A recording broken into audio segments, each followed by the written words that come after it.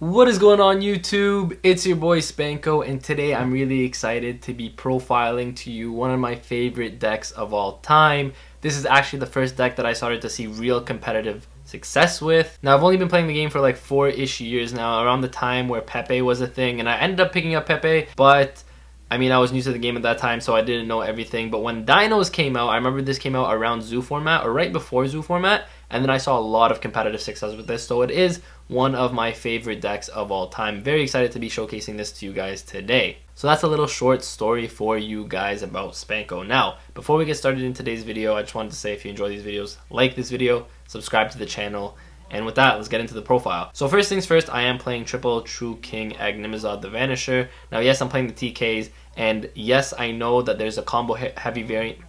And yes, I know that there's a combo heavy variant that doesn't actually play these at all, and they focus on the needle fiber plays and whatnot, but I don't think that is very necessary for this build and this deck actually in itself. Those needle fiber builds really depend heavily on the Miscellaneousaurus, but the thing is, Miscellaneousaurus is only going to protect your dino monsters. It's not necessarily going to protect your needle fiber or your Link Ross or your Auroradon. So the thing is, as soon as those combos get interrupted, you're kind of in a really bad situation, which is why I chose to play this, which I think is a lot more consistent, but has the same amount of power, because with the True Kings, you can still finish on Calamities, and a lot of times you can finish on a rank 4 as well, but you don't lose out on like, oh, my opponent just hit my needle fiber with a Ghost Ogre or an Imperm, and now I'm in a bad situation, right? So that's why I decided to play these still. I think they're still really good, as well as one Lithogasm. I don't think that's changeable. Like, Lithogasm is very important. And then the two Dogorans. Now, Agnimazod actually is okay because you have Missile as a target, you have Dogoran as a target, and you also technically have Aeolo as a target if it's in your hand, worst case scenario, and so you can summon this pretty easily. Now, again, like I said, we are playing double Dogoran. Now, you can play Gizmek Kaku instead of Dogoran here. I just found that Dogoran was actually a little bit more consistent. The thing is, if Kaku gets negated, it's not that great, whereas Dogoran just straight up gets rid of a problem. And honestly, it having 3000 attack is not very difficult for you to get over anyway, so Dogoran is definitely the option that I would go with here.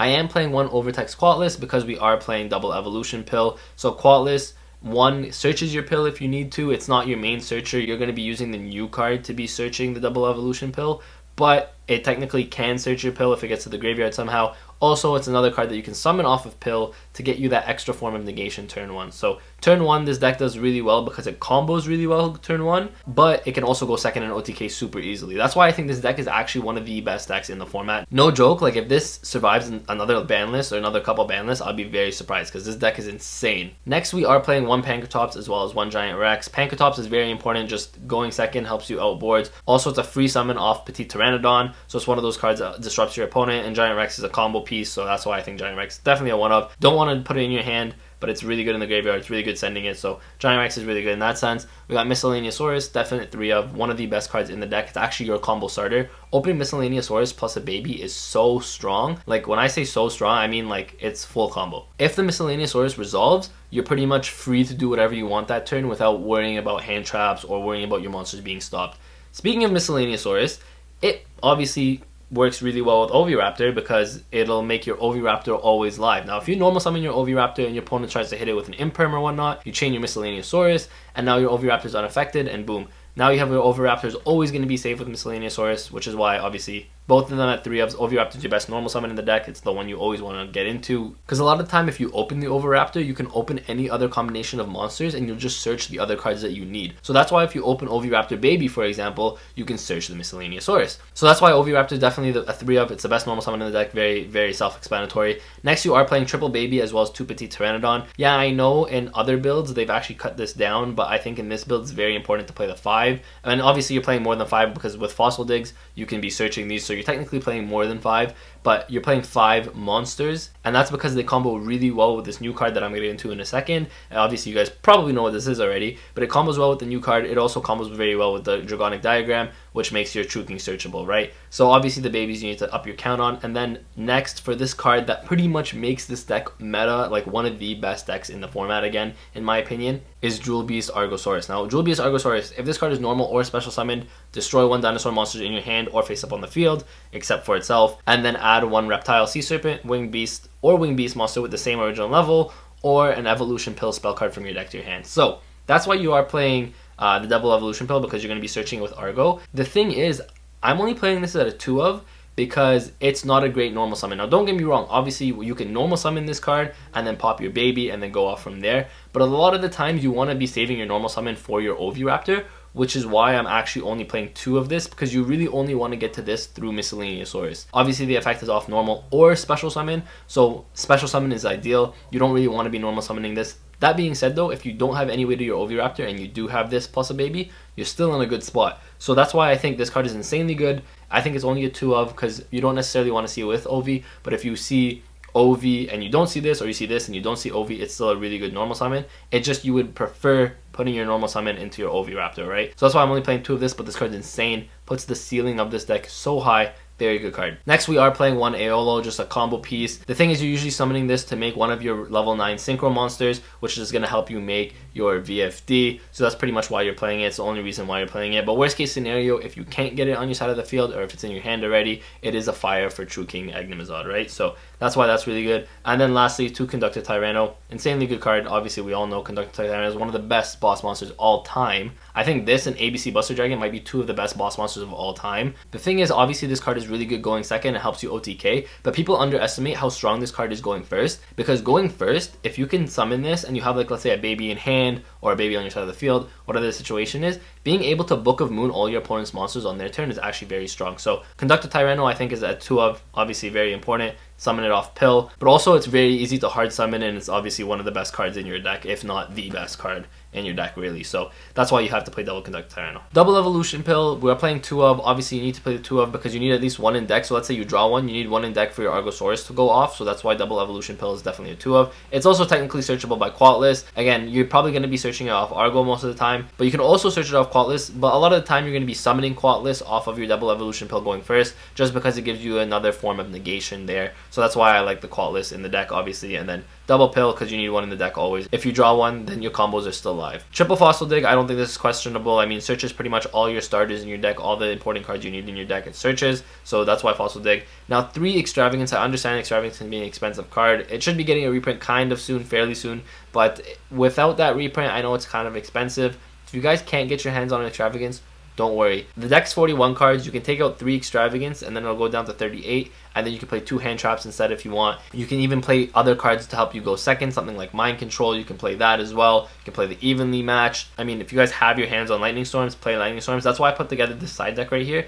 It's just other options you can play, because if you don't have Extravagance, or Extravagance is too expensive, or let's say you just have 1, right, or 1 or 2, you still play it. I would still play it, and then if you have a Lightning Storm, play some Lightning Storms. If you have Evenly, play some Evenlies. Obviously, I put these on the side just to show you. If you don't have Extravagance at all and you don't have Lightning Storms, play 3 Evenlies. It's perfectly fine. Extravagance, obviously, draw 2 is insanely strong in this deck, and you're not going to be going to your extra deck too much. All the extra deck cards you need to be going into are going to be 3 ofs or 2 ofs in your extra deck, so it's going to be unlikely that you banish them all. But if you guys don't have this, don't worry. A lot of the time, it's just Ash bait. So if you guys take out the Extravagance, definitely play the Evenly Matched. Still perfectly fine, I think. That is okay. But if you guys do have your hands on Extravagance, I definitely recommend playing Triple Pot of Extravagance. Triple Dark Ruler No More. Now, obviously, if you don't OTK with this deck, it's perfectly fine. But going second, Dark Ruler No More is one of the best cards in this format. Obviously, decks like DDD are making really big boards. Even the combo versions of Dino are making really good boards and really big monster negate boards. So pretty much Dark Ruler No More helps you get over that and out that. So that's why Dark Ruler No More is so strong.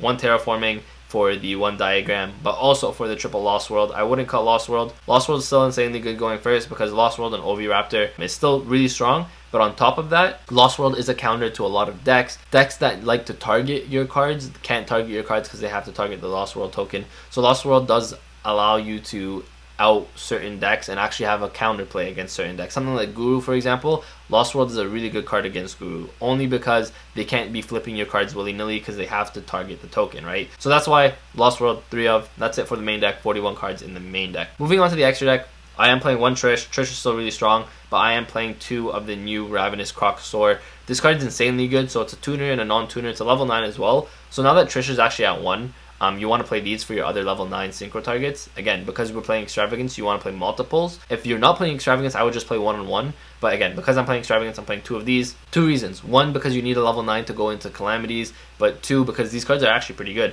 So 1 tuner, 1 non-tuner gains 500 attack and defense for each card in your hand. You can only use each of the following effects once per turn. If this card is synchro summoned, you can draw cards equal to the number of non-tuner monsters used for the synchro summon. So usually this card is going to let you draw 2 cards, right? And then the other effect is quick effect, discard 2 cards, target a card on the field, destroy it. The second effect you're not going to be using too often, but that first effect where as soon as you synchro summon it, you can get 2 cards on the draw is insanely strong. So that's why I'm playing the double Coxor as well as the 1 Trish. Triple Calamities, because you cannot afford to banish Calamities. It's your best card going first. Triple Calamities. Double Logia as well as double Dolka. Again, these are pretty standard. 2 rank 4s that you want to be summoning, you want to make. Especially turn 1, these 2 are insane. So you definitely want to make these 2. Double Dweller, I think it's just the other best rank 4 if you're not making these 2. Dweller is just instant win against a lot of decks. I'm playing 1 Dugaris. Now, I know it's a 1-of and I'm playing Extravagance. If it gets banished, it gets banished, but it's not the worst thing in the world. One of the other options you could do is take out 1 Calamities and play 2 Calamities as well as 2 Dugaris. Now, I don't see myself making Dugaris too often unless I know I'm going for the OTK, unless I know I'm going for the win. That's why it's like a good card, not the best card though. That's why I have it at 1-of, and it's a good rank 4 to go into if you need to. Double Pentastag, insanely good card. One of those cards that just helps you OTK. It's a really easy thing to make. It's just 2 effect monsters, so super generic. You can make it with pretty much anything in this deck, and then as soon as you make this with a conductor under it, a lot of the time you're going to be winning the game, because being able to flip all your opponent's monsters face down defense, and then attacking, and then doing piercing, plus Pentastag being able to attack as well is really strong, right? So that's it for the deck profile. If you guys enjoyed this deck profile, let me know in the comment section down below what you guys would change. Now again, Needle Fiber or Hal Q Freebacks or Hal... Now again, if you want to add the Needle Fiber right here or Hal Q Fibrax, I really don't know how to say that name, I'm sorry. But if you guys want to add that, definitely go ahead. I'm not saying it's a bad card, but you just need to add a couple more cards into the deck, something like Jet Synchron or Lion, and make this a more combo heavy build. And if you do that, then I would obviously take out the Extravagance. But if you do that, then like by all means, if you guys want to see that combo heavy build, let me know in the comment section down below and I can showcase it for you guys. And if you guys want to see test hands, I might be doing a test hand video of this deck and just showing you some dual replays and some test hand replays.